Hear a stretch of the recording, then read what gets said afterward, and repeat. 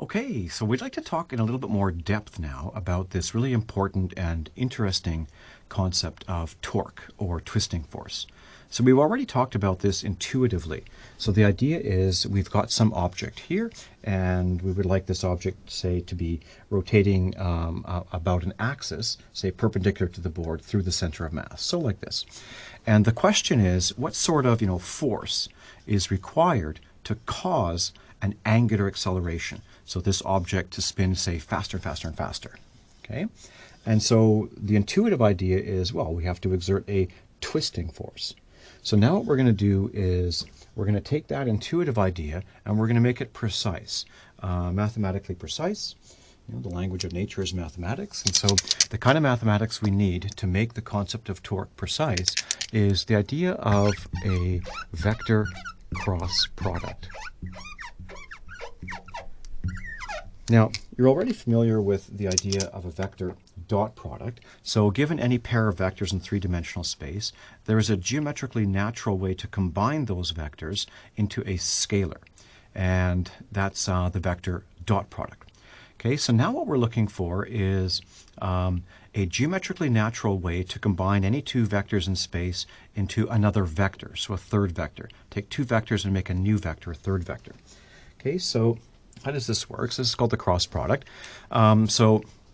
You've probably seen this in high school. If not, in chapter 1 of the textbook, there's a discussion about cross product, and I will go through a bit of a discussion about that.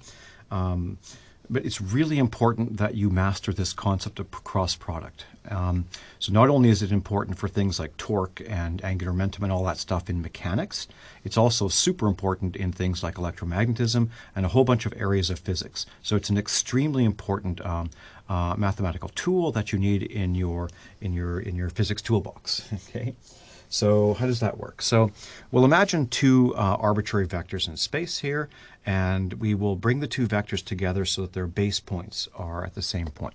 So we have, say, a vector A in some direction in three-dimensional space, and some other vector B in three-dimensional space with a common base point. Okay, and now what we want to do is we want to combine these vectors, find a geometrically natural way to combine these two vectors into a third vector. And that vector is called the vector cross product of A and B. So this is a vector. So in order to define a vector, we need to define what its magnitude is and what its direction is. So we're going to try to find some geometrically natural way to define a magnitude and a geometrically natural way to define a direction for this vector that we're inventing, A cross B. Okay, so how do we do that? Well, the first thing to recognize is that whenever you have two vectors in three-dimensional space, they uniquely define a plane, which is the plane that contains the two vectors. Okay, so these two vectors A and B are contained in, say, this plane in three-dimensional space. Okay? Now, first of all, let's think about the magnitude of this, this vector we're inventing, A cross B. Is there a natural way to define that? Well, yeah, one pops out immediately. If you take the vector A, the base of the vector A, and slide it up along B, along that plane, then you'll get a new copy of A over there. And if you take B and you slide its base point to the tip of A, then you'll get a new copy of B over there. And this is a parallelogram in that plane. Okay, so taking a top-down view on that plane, we have one side of the parallelogram is the length of the vector A.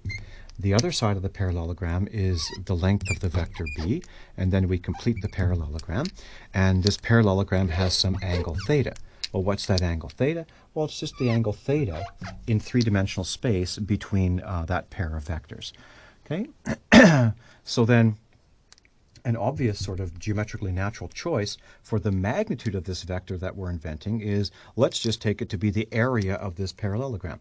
And so the area of a parallelogram is A times B times sine of the angle theta. Now we can put an absolute value there just to indicate that even if theta is negative or whatever, or greater than 180, what we're really interested in is the magnitude, the area of the parallelogram. Okay, great. So now let's think about the direction of this vector that we're inventing, A cross B. is there a natural direction in this picture? Well, yeah, obviously, the direction perpendicular to the plane. But wait a minute, there's two directions perpendicular to the plane, above the plane or below the plane. How do we decide which one? Well, it's just a convention. Okay, and so we invent this thing called the right-hand rule.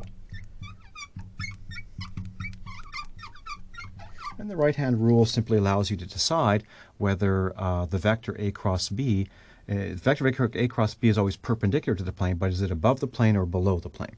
Okay, and so there's several different ways to think about the right-hand rule, but it certainly involves your right hand. And this looks like, because the video is taken from the other side of the glass and then inverted like this, mirror image, my right hand looks like my left hand, but this is really my right hand. Okay, so what you do is, one way to do it is to put your first two fingers and thumb in sort of a right-angled configuration like this. And then you take your index finger and you point your index finger in the direction of the first vector, and then you rotate your hand around your index finger so that your second finger points in the direction of the second vector. Okay, and so put your index finger in the direction of A, rotate your hand until your second finger points in the direction of B, and then, oh look, your thumb points in the direction of A cross B. Okay, so then A cross B, in this example, is a vector which is perpendicular to the plane, but above the plane. Okay, so this is the vector A cross B. We know its magnitude and we know its direction. There's another way to think about the right-hand rule, which actually turns out to be a lot more useful in the context of torque. And that is, what you do is you take your hand flat like this with your thumb up, and you point your fingers in the direction of the first vector, and then you rotate your hand around until when you curl your fingers, they curl towards the second vector B. So in this case, I put my fingers in the direction of A, and I rotate my hand until when I curl my hand closed, they curl towards the vector B. And so in this case too, A cross B, the right-hand rule tells me the direction of A cross B is perpendicular to the plane, but above the plane. Okay? Now the reason why I prefer this method is because it's directly related to the torque. So I can, say, grab an object, say this object, and maybe it's easier to do with this object. I can grab this object, and I can exert a twisting force on this object in any sort of along any axis. So I can twist the object this way, and the direction of that twisting force is given by my thumb. So in this case, when I twist an object about this axis, then the direction of the torque is that way. If I twist this object about, say, this axis, so I exert a twisting force like this, then the torque, because torque is a vector, the torque points in that direction. Okay, if I exert a twisting force, say, this way on the object, then the torque is directed downwards. The torque vector is directed downwards. Okay, and so, yeah, so either way you do it, whether you do this kind of thing or whether you do this kind of thing, it doesn't matter as long as you get the answer right. Okay? And so one very important thing to mention about this vector cross product is that the cross product depends upon the order of the vectors.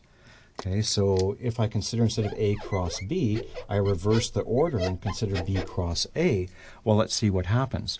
So if I use this idea of right-hand rule, I will stick now my index finger in the direction of B, and then I will rotate my hand around until my index finger points in the direction of A. I find, oh, now my thumb points down. And so B cross A is a vector perpendicular to the plane formed by A and B, but it points downwards like this. So this is B cross A. And so B cross A, you can see, has, of course, the same magnitude, but the direction is opposite. So it's negative A cross B. So the lesson here is that the order of the vectors matters.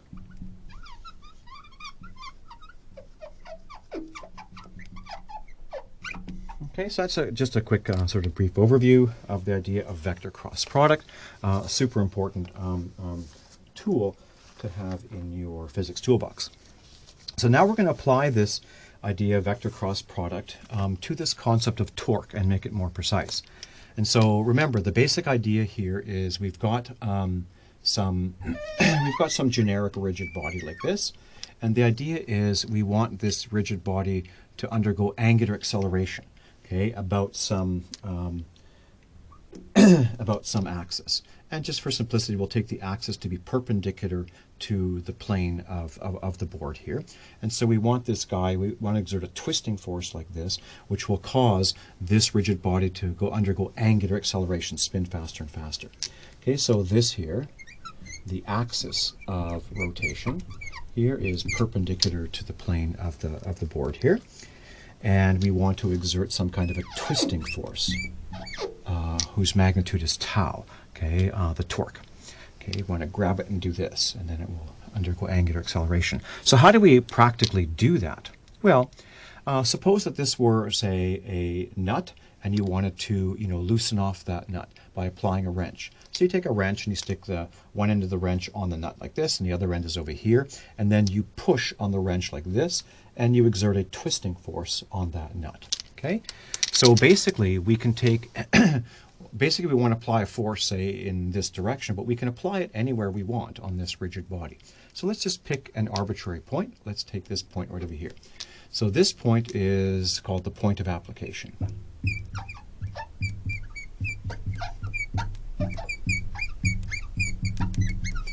Point of application of the force. Okay, and so we're going to grab the body at exactly that point and exert some force. Okay, and let's just take the force in some generic direction, say that way. And this is in the plane of the board, just to keep things as simple as possible. Okay, so we're going to grab the object at that point and apply a force that way, and clearly if this was like a wrench here and we applied a force, we're clearly going to exert a counterclockwise twisting force, which is going to make this object, this rigid body, accelerate in the counterclockwise direction. Okay, and the point of application, how do we identify that point? Well, it's identified with a vector. It's a vector r, which points from the axis of rotation to the point of application. Okay, so let's put the symbol r over here.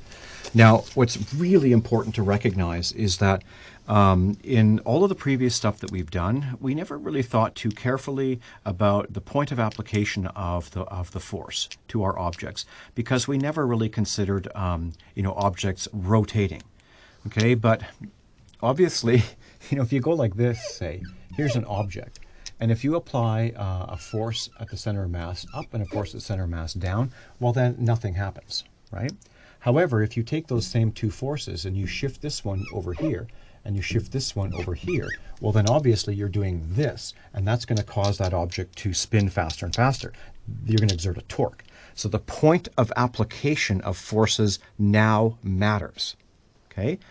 So, and we identify the point of application with a vector, that r, which points from the axis to the point of application. Okay? Great. Because like with the door, right? You got this door here, and if you push, you're going to push upwards, but if you push far away from the hinge, it's a lot easier to induce an angular acceleration than if you push close to the axis of rotation. It's much harder to produce the same, much greater force is required to produce the same angular acceleration. So the point of application of the force now matters. Okay, so let's think about how this force applied at that point is going to exert a twisting force or a torque. Okay, so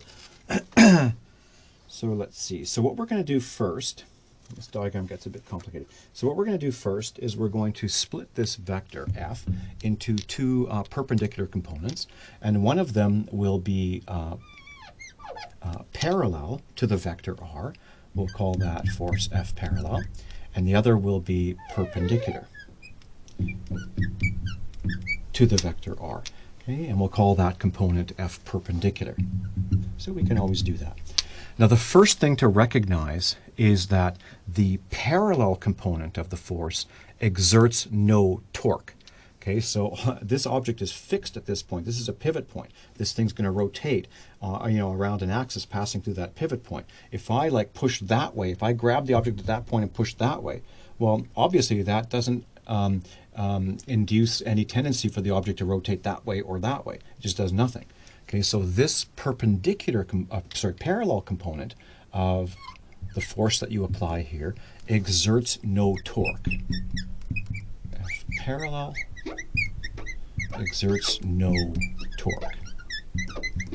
Okay, so it's only the component of the force perpendicular to this radius vector, this radial vector, that exerts a torque. Now, we talked about this before. So before, we had the example of the single object here, the point particle and the massless rigid rod, and we had a force which we called F tangential, because it's tangential to the circular motion of that point, of that endpoint.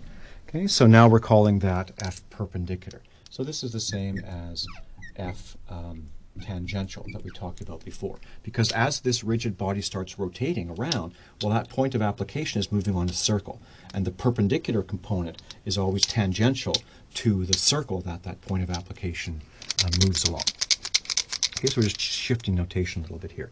And then in that case, we found that the torque, that the twisting force, was equal to the length L of that lever arm, which is the length R here, times F tangential. So here we have, well, yeah, the magnitude of the torque, okay, is just going to be the length of that vector R times the magnitude of the perpendicular component of the force that we're applying. Okay, so it looks like that. So that's the magnitude of that twisting force that we're applying to that rigid body. Okay, so then what we do is we take this, we write, well, what is F perpendicular? Well, let's introduce an angle here. Let's call this angle phi. Okay, so the angle phi is the angle between the radial vector r and the force vector F. Now, an important little trick here to keep in mind, because F and R have different base points, but when we define cross products, we think of the vectors as having the same base point. It's easier to think that way.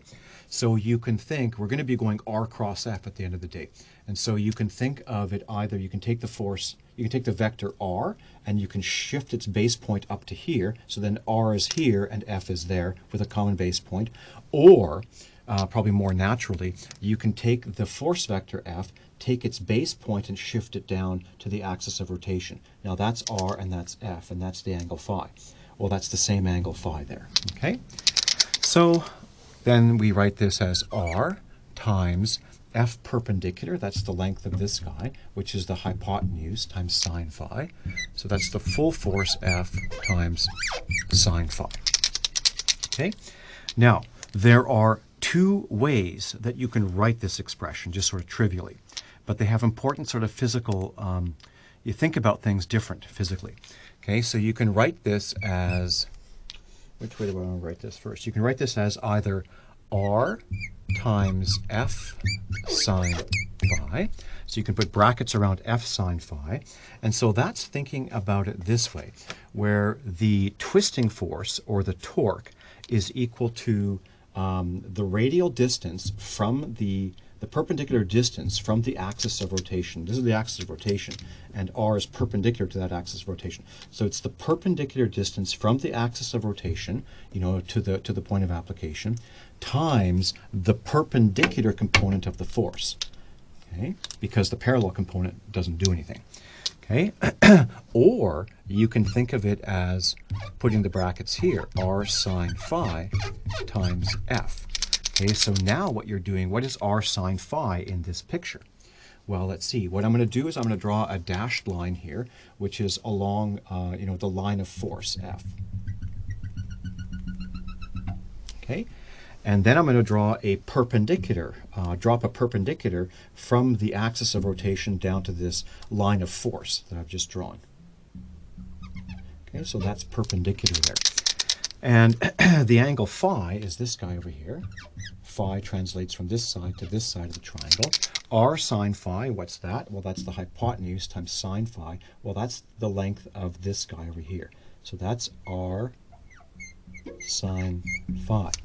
And so what this is saying, and this is really important, it's saying that you can get the same torque, the same twisting force, causing the same angular acceleration of this rigid body by thinking in two different ways. You could either take not the full force, but just the perpendicular component of the force, so it's a smaller force, applied a larger distance away, the full r distance away, or you could apply the full force here, okay?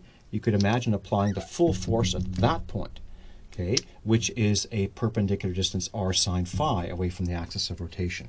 So in this case, you have a larger r and a smaller force. It's the full r, but only a part of f sine phi, or it's a smaller distance times a larger force. In both cases, the product, the distance times the force, gives you the same amount of torque. And so what's interesting about this is it sort of drives home the point that you can take this force, apply a vector force F at this point, you'll get a certain angular acceleration. But you could also apply that same force F anywhere on this line, and you will get exactly the same amount of twisting force or torque, or causing the same angular acceleration. And that's super important in all kinds of problems, because you've got an object like this and you're applying a force over there and you're trying to figure out, well, what's the twisting force, the torque about that point? Well, you can move this force, you can shift it from here over to here. Okay, and then it's way easier to calculate the torque when you have just a right angle there. Okay, so it's that this concept is really important to understand. Okay, so I'm going to write it out this way. I'm going to write it out that the torque is equal to either the distance times the perpendicular force. Okay, so that's the full distance times the perpendicular component of the force, or it's equal to the perpendicular distance times the full force. The perpendicular distance to the line of force here, times the full force. Okay, very important concept for solving problems and stuff, and kind of cool. Okay, so so the next thing to think about is we have an f sine phi here. So that phi can be positive or negative. In this case, we have a phi that's positive. We could also imagine a phi that is negative, okay, or greater than 180 degrees. So what happens in that case? So then the torque tau, is equal to, it's positive or negative. So it's positive or negative. So it's positive, the torque is positive, or in other words, counterclockwise, when phi, the angle phi, is greater than 0. Okay, so then sine phi is greater than 0. And so this corresponds to the case where here's our axis of rotation, and the force is in that direction. So this is r, and this is the force F, and the angle, if we bring r over to here, the angle you can see phi is, say, in this case, positive 90 degrees, and you can see obviously that's going to exert a counterclockwise twisting force. It'll be negative or clockwise when phi is less than 0. Okay, so same situation. Here's the axis of rotation. Here's the point of application here, and we're applying a force not, say, upwards, but downwards. Okay, like this. So in this case, the angle that we're talking about, we can take r and move it over to here. That's r and that's f, and the angle between them, from the angle from r to f, is now negative 90 degrees. Okay, and so sine of negative 90 is like negative 1.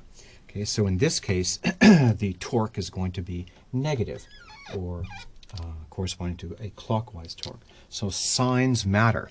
Okay. Okay, very good. So so in this case, let me just say something here.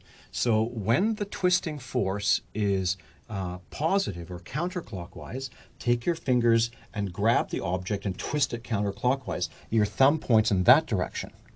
Okay? Whereas if the twisting force is clockwise, you need to grab it this way and your thumb points in the other direction.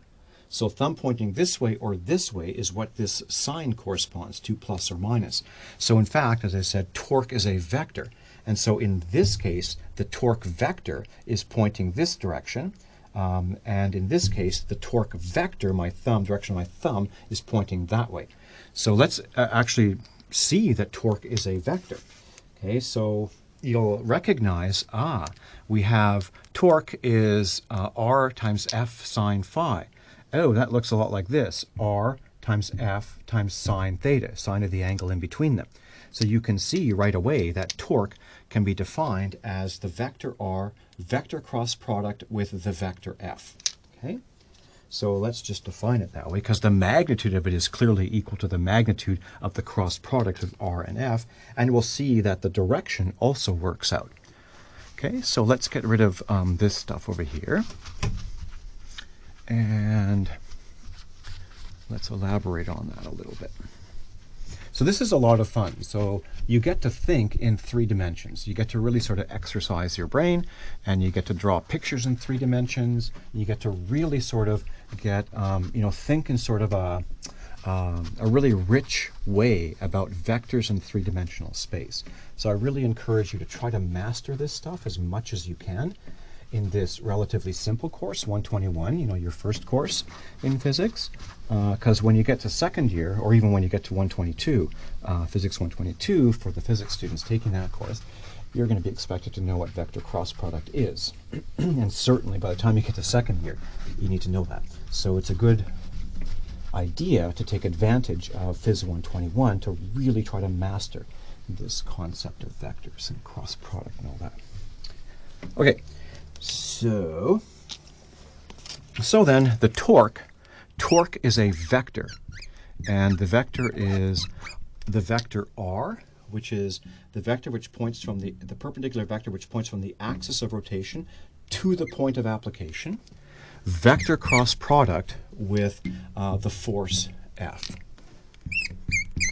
Okay, and so this cross product automatically cancels out this parallel component, because any parallel component to F is going to, R cross the parallel component of F. Well, that's R, and that's F parallel. So the cross product of parallel vectors is 0.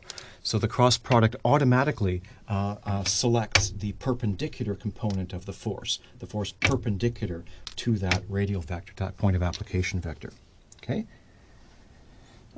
So clearly the magnitude of this works out. It gives you RF sine phi, and the direction works out. And so what you really should be doing when you're drawing pictures like this is you should be drawing this in a 3-dimensional perspective, okay? So let me see. I'm going to run out of room here. Let's draw it just over here, just sort of small. Okay, so we're going to take this rigid body and we're going to view it in a 3-dimensional sense. Okay, so that's the body there, and it lies in a plane here, like this. This is the plane of the blackboard. I've tilted the plane of the blackboard like this, okay? And so now this is the axis of rotation, and what else? And this is the point of application of the force. And so this is the vector r. Okay, that's that vector r. And then this is the force vector. It's not perpendicular. It's a little bit tilted that way. So it's not perpendicular. It's a little bit tilted that way. So this is the force vector F. Okay, so this is a translation of this picture drawn in the plane to a 3-dimensional perspective. And then when you think about this, you think, what is R cross F? So R and F lie in the same plane. R cross F, remember that when you're thinking about cross product, take the force vector, slide the base point of the force vector down to the base point of R. So this is the same as F over here. You're not actually applying F here, okay, but when you slide it down, then you can more easily think about this cross product. So the vector R and the vector F lie in this plane. And so then R cross F will be perpendicular to this plane. In which direction? Up or down? Well, we use the right-hand rule. Okay, and so we'll use the right-hand rule in the direction, in the way that twisting way, okay? So I take my hand, I go like this, I stick my fingers in the direction of R, and I rotate my hand in such a way that when I curl my fingers, they curl towards the second vector, F. Okay, so in that case, clearly, the R cross F is perpendicular. Well, I didn't draw this extremely well. Let's make F a little bit more tilted over. Okay, just to make the picture a little clearer. So that's F, and this is F taken down here. Okay, and so R cross F is a vector perpendicular to the plane in the upwards direction. So this is the torque equals R cross F. And so in this picture, I'm doing this. In this picture, I'm doing this. Okay, so in this picture, my thumb comes out of the board, okay, sort of above this plane. In this picture, my thumb comes out of the board, also in, perpendicular to this plane. And then you'll notice that, when I do R cross F, really what my hand is doing is actually twisting in the direction in which the torque is being applied. Okay, and so torque is then, along the axis of rotation there. Okay, very good. Very good. So that's it. So let me just give you one more example here. You really need to start thinking in 3 dimensions. So let's put this example just right over here. I think we can fit it. So let's imagine a cube. So here is a cube, and the top of the cube is there. The center of the cube is there. And what we're going to do is we are going to apply a force to this rigid body. This is a rigid body, okay, like this thing, okay? And what I'm going to do is I'm going to apply a force at the top of the rigid body in that direction, okay? So it's coming out of the board. That's the force that I'm applying. The point of application, super important. Okay, if I apply the force close to the axis of rotation, it hardly exerts any torque. If I apply it far away, it exerts a lot of torque. Okay, so the point of application, I want to rotate this object. This is a fixed point. This is a pivot point, and I want to rotate that cube about the center of the cube, which is the pivot point. That point is fixed in space, and the cube is free to rotate in any direction about any axis about that central point. And I'm applying a force at the top center of that cube. And so the point of application relative to this pivot point is this guy. This is R. Where do I want to put R? R is here. This is a pivot point.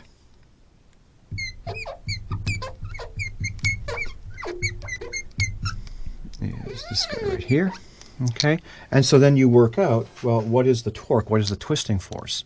Well, that twisting force is going to be R cross F is a force in this direction. So the cross product of 2 vectors is always a vector perpendicular to both of them. Okay, so R and F define a plane through the cube like this, and R cross F, the torque,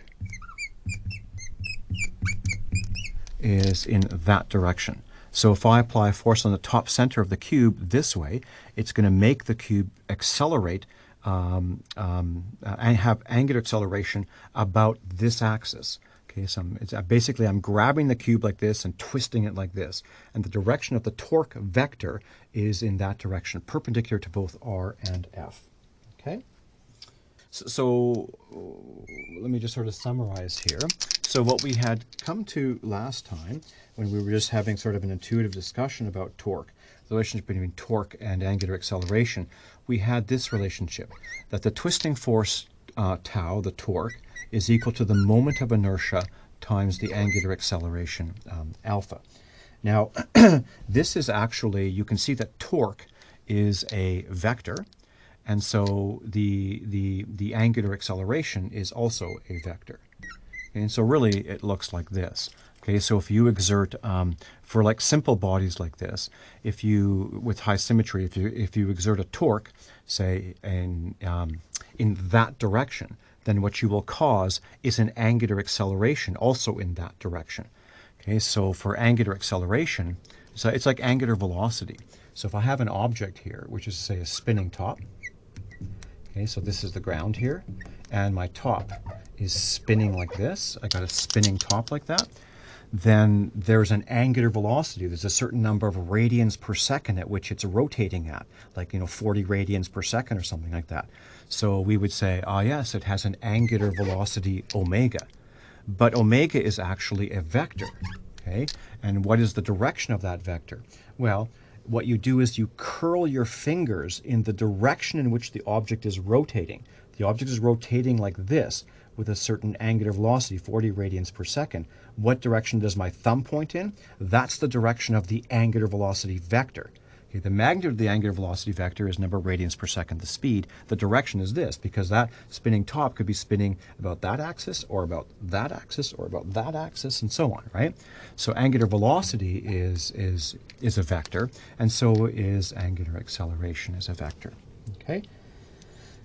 So then this relationship then now looks a whole lot more similar to, or analogous to, F is equal to ma. Okay, so a linear force causes a linear acceleration. This is translational. An angular force or torque causes an angular acceleration. And this guy here is the moment of inertia. Now, in fact, this is an oversimplification. Okay, in reality, this torque is a vector. So it has, say, torque x, torque y, torque z. And this I is actually a moment of inertia matrix or tensor. So there's an Ixx, an Ixy, an Ixz, an Iyx, an Iyy, and so on. So it's a 3x3 matrix multiplied by this vector alpha, the x component of alpha, the y component of alpha, the z component of alpha. And then there's actually another term here, which is the vector omega across I times omega or whatever.